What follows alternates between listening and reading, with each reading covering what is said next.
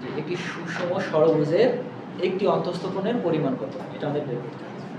একটি সুষম ষড়ভুজের একটি অন্তস্থ কোণের পরিমাণ কত।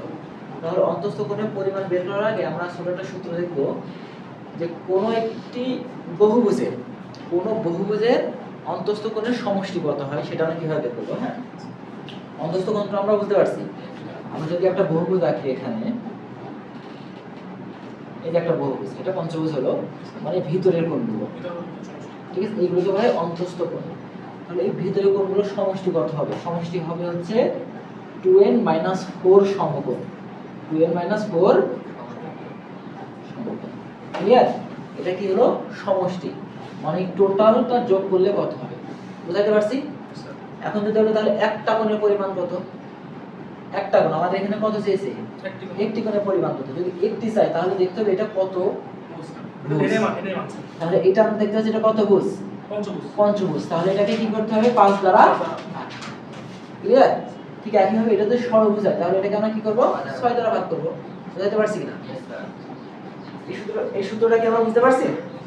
এখন তাহলে আমরা একটু করি তো।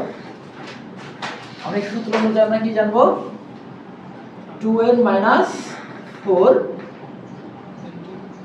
সমকোণ ভাগ n। nটা কেন আসবে, কারণ একটি কোণের পরিমাণ আমরা বের করছি। ক্লিয়ার?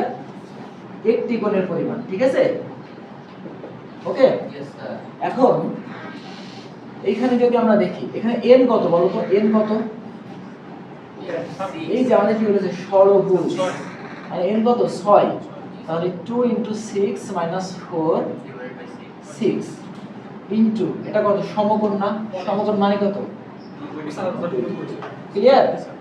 তাহলে এটা কত হয়, 6 দুগুণে 12 থেকে 4 বাদ দিলে 8 6 ইনটু, স্যার 2 কে কাটা যায় স্যার, বুঝাতে পারছি?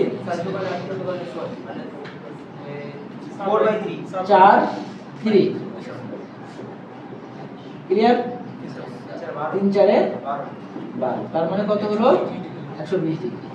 তাহলে একটি সুষম ষড়ভুজের প্রতিটি অন্তস্থ কোণের পরিমাণ কত হবে, 120 ডিগ্রি। ওকে, আবার এই অঙ্কটা কিন্তু এইভাবে আসতে পারে, সুষম ষড়ভুজের অন্তস্থ কোণের সমষ্টি কত। আমরা এখন কি বের করব, অন্তস্থ কোণের সমষ্টি। এটা একটু আমরা দেখি, অন্তস্থ কোণের সমষ্টি 2 × 6 - 4 ইনটু কত, কত হবে এটা, জাস্ট এর সাথে 6 গুণ, এর সাথে 6, এটা কত হবে 12 - 4 × 90, তাহলে কত হবে 8 × 90, 8 9 72, 720 ডিগ্রি।